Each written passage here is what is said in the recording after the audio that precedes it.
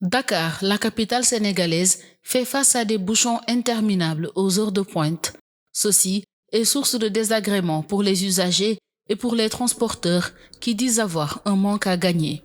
Ces derniers, regroupés au sein de l'Union sénégalaise des transporteurs routiers, ont tenu une assemblée générale ce mercredi pour passer en revue les difficultés de leur secteur.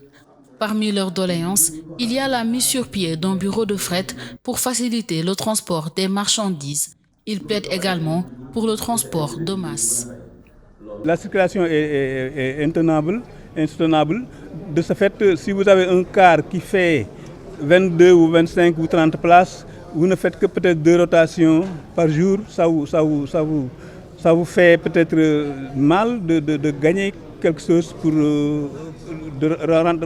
qui vous a permis de rentabiliser votre transport.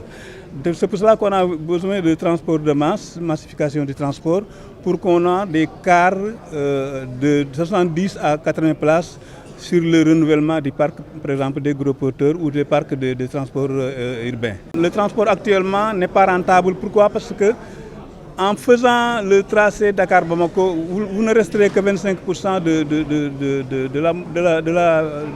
de la moitié, c'est-à-dire 25% du prix de transport que vous avez encaissé. Donc le transport n'est pas rentable. Le CETUD, le Conseil exécutif des transports urbains de Dakar, qui est l'autorité organisatrice de la mobilité dakaroise, plaide également pour le transport de masse qui, selon son représentant, va fluidifier le trafic dans la capitale. Avec le transport de masse, essayer de faire le report modal, essayer de faire de telle sorte que les gens puissent abandonner leurs véhicules, les véhicules particuliers, en faveur des transports, des véhicules de transport public, le transport public. Par exemple, il y a le BRT, il y a le TER, qui sont des modes de transport qui vont impacter réellement sur la circulation. Ils vont améliorer la circulation. Parce que si on a un moyen beaucoup plus rapide, beaucoup plus confortable, beaucoup plus sécurisé, les gens pourront valablement laisser leur véhicule et emprunter. Et cela va fluidifier la circulation.